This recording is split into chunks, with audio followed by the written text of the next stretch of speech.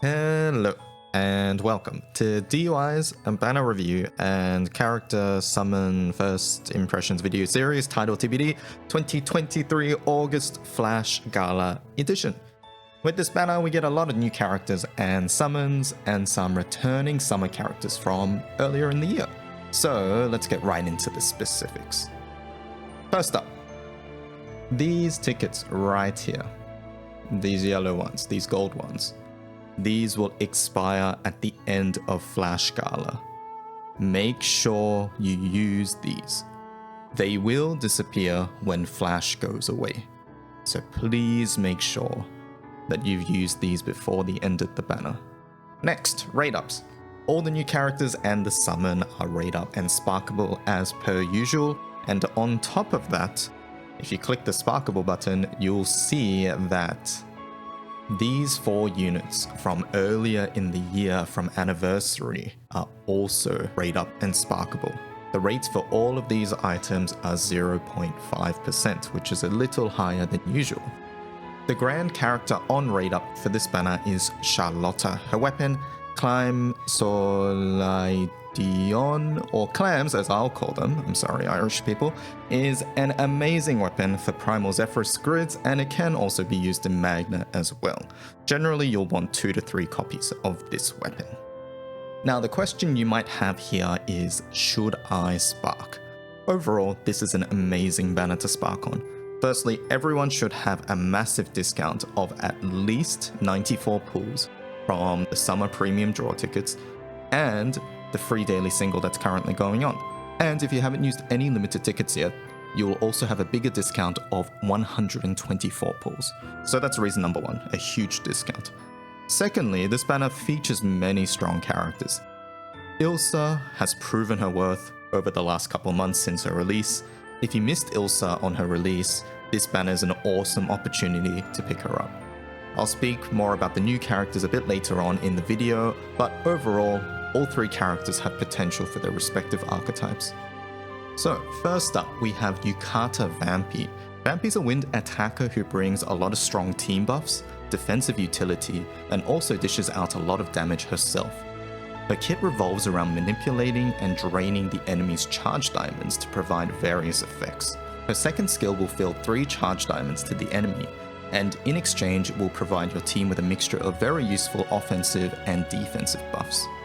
The drain here is notable since it activates part of her toolkit, which I'll get into in just a moment. As a side note, you do not need to fill any diamonds for this skill to activate. The enemy can have full diamonds and it will still provide all the buffs. The cooldown is quite long at 12 turns, but it will reduce by 2 each time you charge attack.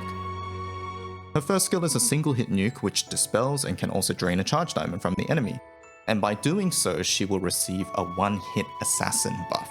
This on its own is already pretty decent, but additionally, a second passive allows the skill to be auto-cast at the end of the turn if Vampy has drained a foe's HP, a buff that she provides on her second skill. This effectively means that as long as the enemy has charge diamonds that she can drain, she will receive an assassin buff for up to 7 turns in a row, which is extremely strong. Her first passive gives herself a unique stack that will increase her personal damage as the enemy charge diamonds are drained, and you can expect this passive to be fully maxed by turn 3. Finally, as her last skill, she brings an incredibly powerful debuff, which acts similarly to something like Grand Cagliostro's third skill. This skill will effectively freeze the enemy from performing any actions, and in the game's history, this sort of skill has been quite useful for high-level content as well as Guild War. Vampy is extremely likely to be used in the upcoming Guild War for the higher difficulties. She doesn't really have much use in OTK or 95, there are probably better options in those raids, but potentially in NM150 and most likely NM200 she will see use. On top of that, she's very full auto friendly. Overall, she seems to be an incredibly solid character that will see a lot of usage. Next up, we have Yukata Anila, a hybrid buffer / attacker for water. Her kit is mainly designed to be used for an auto attack focused lineup. Her first passive splits her own auto attacks into 2, which is similar to how Makura works, so supplemental damage effects will have a greater benefit. The passive has a secondary effect of providing the team with echoes if you have dealt 20 or more hits in one turn. Keep in mind that this buff conflicts with Water Corvo's S1, so you will not be able to stack those echoes together. Finally, fulfilling the 20 hit condition will provide a stack of her unique buff, which will interact with her second and third skills, and also make herself deal a little more damage. At level 3, it will upgrade her second skill to provide guaranteed triple attacks and a strength buff to the entire team. And at level 5, she'll be able to cast her third skill, which is essentially a tag team. Because of all these things, it would be reasonable to assume that she'll be incredible for NM95 and higher manual burst setups, but unfortunately that may not be the case.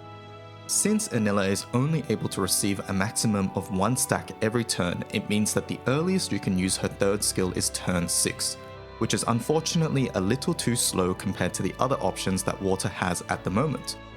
Currently, one of the fastest theory-crafted setups for NM200 is a Soldier Kitten setup that clears the raid in 4 turns, and Anila would take a little bit too long to be relevant there. However, there is a chance that she might be part of a meta team for Guild War if you don't own her Svelga, but I have personally yet to see any. Where I do think Anila will shine is in more bursty full auto setups. Setups that use things like Falsehood Chain, Dark Opus main hand, and also I can see potential for longer Mashia raids, such as the upcoming Super Ultimate raids in October and January, where she will have plenty of time to build up her stacks, and her passive echo generation and personal damage will be really nice to have. Anila's definitely a solid character and one that people invested in Water should aim to get. Following Anila, we have Sama Seruel. Seruel is a character that provides a lot of benefit for charge attack setups. He has some defensive utility as well as plenty of ways to provide charge bar for the team. His first skill provides a small heal to the party as well as 20% charge bar. Every 4th cast, the skill will provide 100% charge bar instead. Seruel's Ogi also provides the party with charge bar. His second skill will take advantage of the charge bar given by providing the team with charge attack specs. Seruel's first passive incentivizes proccing a chain burst of 4 charge attacks or higher. The nuke can hit quite hard, especially if you have ways to increase supplemental damage in your grid. Currently there are a few restrictive ways to loop a 4 chain every turn, but most lineups I've seen so far aren't really too practical. Overall, Seruel is a unit that excels in charge attack teams such as a Kengo lineup, and in full auto he looks okay, but he will be much stronger if you are able to reliably proc his first passive. Finally, the last new item on the banner is Summer Tyra Summon. Summer Tyra provides a very similar aura effect as Tsuchinoko. In the past, Tsuchinoko's aura has been used for things like OTK and shorter Nightmare bursts in conjunction with skills like Summer Illnot's S2. Currently in Water, there is no character that possesses a similar skill, but perhaps that is something that will come in the future. Tyra's Call provides a lot of benefit to Kengo teams, and even at 0 star, the sub-aura can be a nice bonus to have if you are struggling to cap in charge attack based OTK setups. If FLB'd, the sub-aura can be useful for 1 turn or other short rotations. Currently, I haven't seen too many setups that make use of this summon except for a GOHL rotation, which I've linked down below in the description. As it currently stands, I would not recommend stoning the summon. It would be wiser to hold on to them for now and stone only if you see a setup that you really want to do. And that's it for this banner. I hope you guys enjoyed the content and found the information useful. I greatly appreciate it if you guys liked and subscribed and all that good stuff. Keep an eye in the comments down below as I will update it with any cool new setups that I find, and feel free to leave any suggestions or questions down there as well. I stream every day on Twitch, so hopefully I can catch you there also. Anyways, that's it from me. Good luck if you're pulling, stay strong if you're saving, and I'll catch you guys next time. Bye bye.